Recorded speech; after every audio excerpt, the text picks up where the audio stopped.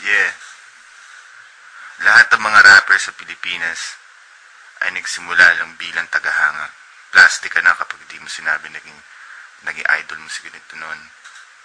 Naging idol, trip mo yung kanta ni ganyan noon. Sa panahon ngayon, may dalawang klase tagahanga. Yung sumusuporta sa'yo, at saka yung taong nagpapakita lang na sumusuporta sa'yo, pero tinitira ka rin patalikod.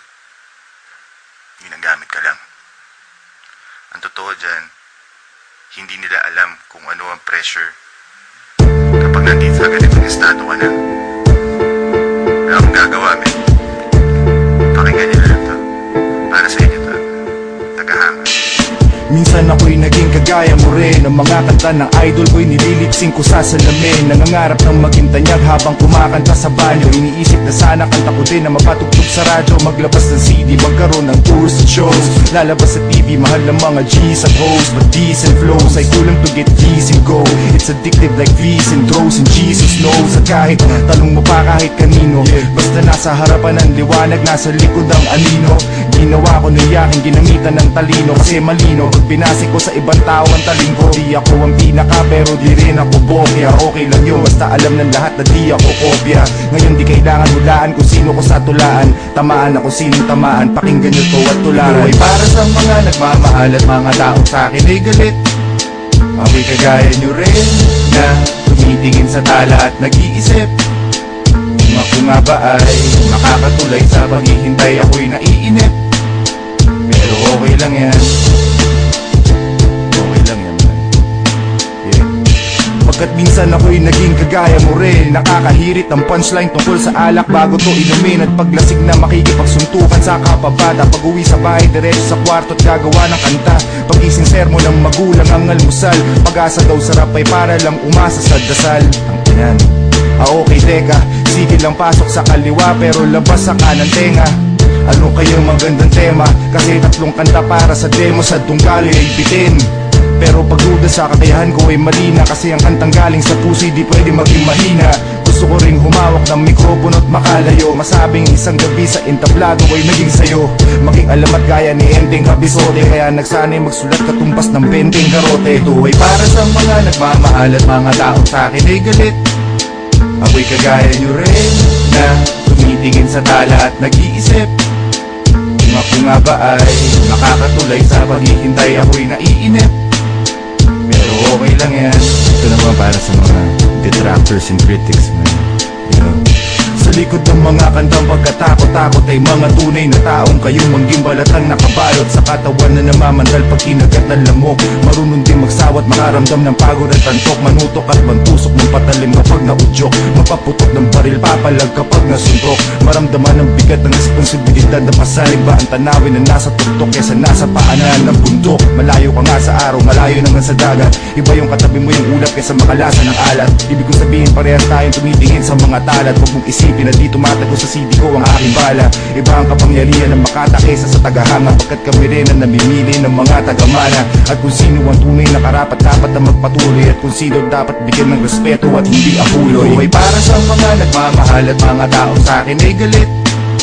Ako'y kagaya nyo rin na tumitingin sa tala at nag-iisip kung ako nga ba ay makakatulay sa paghihintay. Ako'y naiinip pero okay lang yan.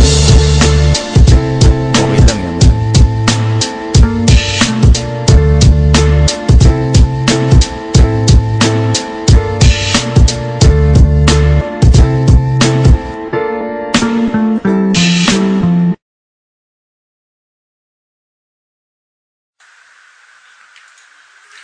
Yeah. Lahat ng mga rapper sa Pilipinas ay nagsimula lang bilang tagahanga. Plastic ka na kapag di mo sinabi naging idol mo si ganito noon. Naging idol, trip mo yung kanta ni ganyan noon. Sa panahon ngayon, may dalawang klase tagahanga.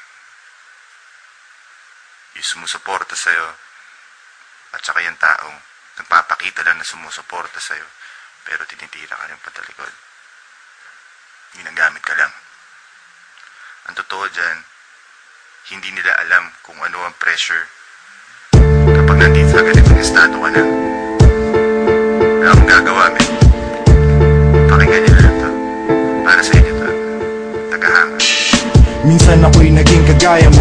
mga kanta ng idol ko'y nililipsing ko sa salamin. Nangangarap ng maging tanyag habang kumakanta sa banyo. Iniisip na sana kanta ko din na mapatugtog sa radyo. Maglabas ng CD, magkaroon ng tours at shows. Lalabas sa TV, mahal ng mga G's at hoes. But decent flows ay kulang to get G's and go.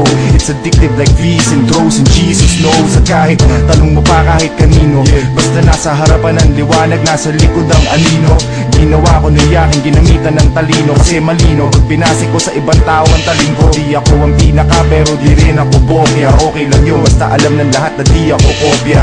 Ngayon di kailangan hulaan kung sino ko sa tulaan. Tamaan ako sinong tamaan, pakinggan nyo to at tularan. Ay para sa mga nagmamahal at mga taong sa akin ay galit. Ako'y kagaya nyo rin na tumitingin sa tala at nag-iisip kung ako nga ba ay makakatulay sa paghihintay. Ako'y naiinip pero okay lang yan. Okay lang yan man. Yeah. Pagkat minsan ako'y naging kagaya mo rin. Nakakahirit ang punchline tungkol sa alak bago to inumin. At paglasig na makikipagsuntukan sa kapabata. Pag uwi sa bahay diretso sa kwarto at gagawa ng kanta. Pagising sermo ng magulang ang almusal. Pag-asa daw sarap ay para lang umasa sa dasal. Ang tinan. Okay teka, sige lang pasok sa kaliwa pero labas sa kanan tenga. Ano kayang magandang tema? Kasi tatlong kanta para sa demo sa tunggali ay bitin. Pero pagduda sa kakayahan ko ay mali na. Kasi ang kantang galing sa puso di pwede maging mahina. Gusto ko ring humawak ng mikropono at makalayo. Masabing isang gabi sa entablado ay naging sayo. Maging alamat gaya ni Ending Kabisote. Kaya nagsanay magsulat katumbas ng 20 karote. Ito ay para sa mga nagmamahal at mga taong sa akin ay galit.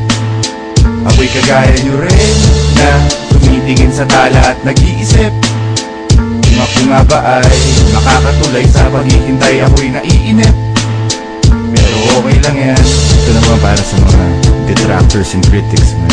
You know?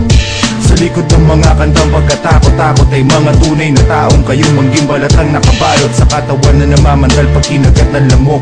Marunong din magsawat, makaramdam ng pagod at antok. Manutok at mantusok ng patalim kapag naudyok. Mapaputok ng baril, papalag kapag nasuntok.